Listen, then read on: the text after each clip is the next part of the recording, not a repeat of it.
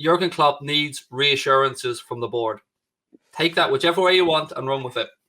Possibly needs some reassurances in terms of the support they're going to give him, and when he needs something, like he obviously does at the moment, and like we're seeing more and more and more, just little things creeping out from him. The other day I saw an interview where he was talking about, he said, I'm not a 5-year-old where I cry if I don't get what I want. The clear implication being that he's not getting what he wants at the moment. It's just a funny situation at the moment, and it's hard to know exactly what's going on without being, in the corridors of power, without, listening to those phone calls and seeing the emails or however it is he communicates with his superiors, because it feels like just, a bit of an odd situation. And I suspect we are kind of seeing, we're seeing now, what the truth of the matter is, and that is that him, the footballing man, recognizes what we need, what we desperately need, not just what we, quite fancy, what we desperately need, especially after the United game. It couldn't have been more obvious.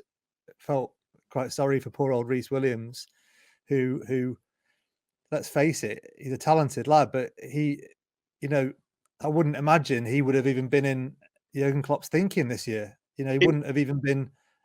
I mean, there's a lot of Liverpool fans that I know, I'm probably included, we're quite, switched on with, with the youth teams and, what have you, the 23s. I didn't really know anything about him. I barely even heard of him. He was that far off the radar, and all of a sudden he's chucked into a game like that, and he's bless him, he's not good enough, is he? That's the truth of the matter. And so Klopp, the footballing man, he can see that, because you'd have to be blind not to be able to see it, and he knows what he needs. He needs, I guess he does need the reassurance of the board that if they're going to support him with what he needs to get. That's exactly where I'd hoped you'd go with it, because, as you said, there's far more credit in the bank than, I mean, this Klopp out stuff that was trending on Twitter, I can only imagine was opposition fans having a little pop at that, because I've yet to come across any sane Liverpool fan that would even go down that path. What hurts us right now, Steve, and I think maybe is what you're alluding to, is we see a manager who's played the game. He's played the game with the ownership group. He's always been a company man, but now he sees what we need. And Jurgen Klopp, to me, is not a manager who just likes to spend money for the sake of it. I think we can all agree on that. He's a manager that only spends when he sees value or when something is needed. And right now, Steve, it is abundantly clear that that man needs a centre-back. And that's why I mean reassurances. He either needs to be told, look, mate, there's something huge coming down the summer, and we're aware of this risk we're taking now. If we don't get Champions League football, you're still getting this investment. Or, they need to get their finger out, for want of a better term. It's beyond a risk, though, isn't it? It isn't even a risk, though. Not strengthening now is, I don't even see it as being a risk, because a risk implies something that might come off. If they don't sort it, it isn't going to come off, is it? It's just, there is no risk reward situation here. There's no good outcome if they don't put their hands in the pocket and sort it out. And I think, we've gone, from a point, a month ago, where we're kind of wondering how we were top of the league because we weren't playing very well and we could see the weaknesses.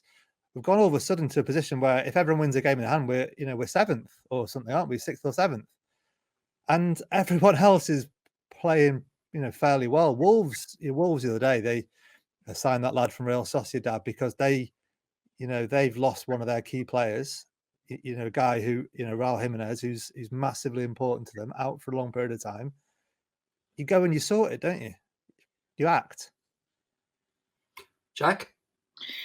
Yeah, it's a tough one. I remember the start of the month, Craig, speaking to you on Mundo Sporto, and I said at the time, it was after the West Brom draw and the Newcastle draw, and I said at the time, look, we won't be winning the league if we don't sign a centre-back. It's as simple as that. And that's because, obviously, Steve alluded to there, Reece Williams, and I knew probably a bit more about you two on Reece Williams going into this season, and he impressed me in his first few games, but I knew it wouldn't last. I know Nat Phillips isn't up to the standard too, and quite simply, I didn't think the Henderson and Fabinho partnership at the back would work, and so far in the games that we've seen it, though we haven't been that vulnerable defensively, it makes we lose our effect going forwards with Henderson and Fabinho at the back, and no one knows why that is at the moment. But yeah, I felt sorry for Reece Williams yesterday because it's not his fault. This situation, he's going to get so much stick, and he did get some stick on social media yesterday, but it's not his fault. He's not good enough. He's young. And all the coaches and everyone at Liverpool will know that he's not good enough to be in this situation at the moment. But this is just where we're at, and now I know there's a lot of people against FSG and have been against FSG in and out for the last few years. Obviously, they've been very quiet in the last 3 years because of the success we've had on the pitch. But right now, personally, I'm an FSG fan. I've been impressed what they've done, how they've turned the club around since they bought us and got us out of the mess that we were in.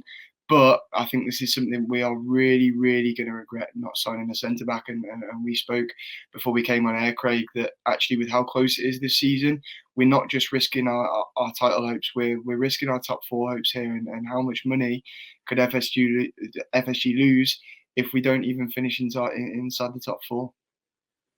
It's a very difficult situation that is multi-layered and multifaceted, as you've said. I'm certainly not FSG. I am a fan that likes to think I can see the bigger picture. And as Steve said earlier on about the manager, the ownership group certainly have credit in the bank as well. How can you not like an ownership group that, to my knowledge, haven't taken a penny out of the club yet? They're building their brand. They're building the value of the club.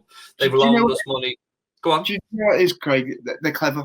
They're clever businessmen, and that's what it is. We talk, and I spend every day at uni learning about how football is more of a business than a sport, and it's blatantly obvious in the modern day. And that's how FSG have built this model at Liverpool. It's a business, and it's a sustainable business.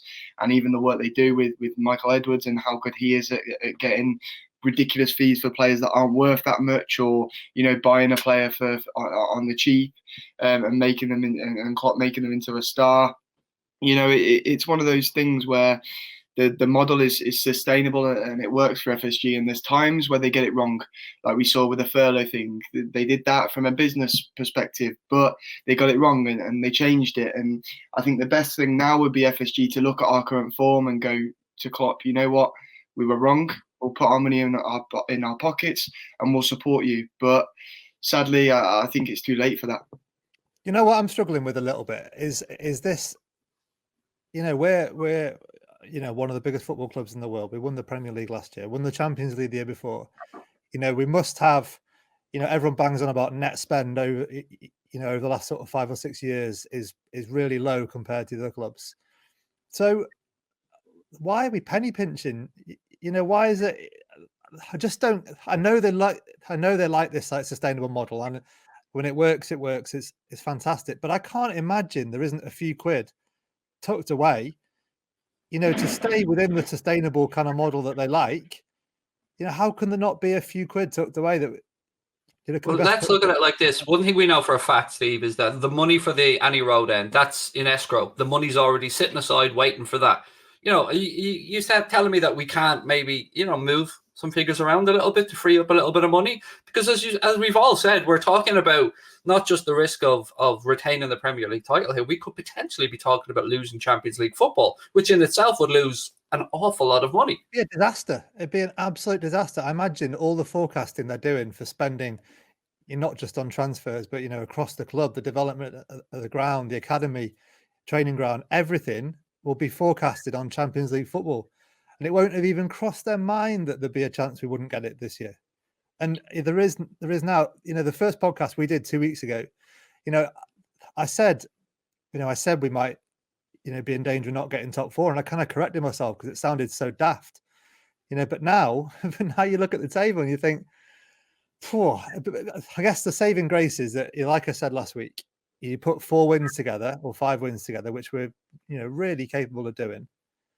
And all of a sudden, it looks a bit different, doesn't it? The whole place feels different, and the whole atmosphere changes.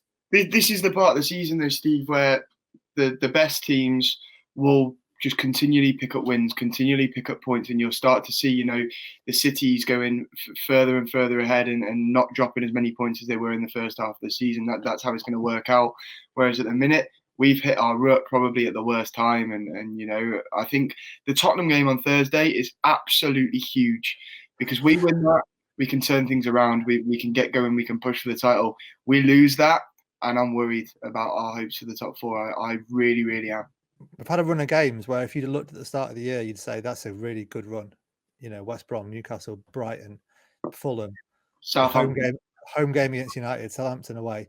You know, we've had a really good run, haven't we? And now we're coming into a really nasty run. You know, Champions League comes back. You know, West Ham away, Tottenham away. You know, City coming up as well. You know, big games, and you want to be hit. I guess the flip side is, like I said, you know, you beat Tottenham on Thursday, and all of a sudden everything's rosy again, isn't it? And you know, there were signs on Sunday that it was, you know, improving a little bit, but still a bit of a way to go.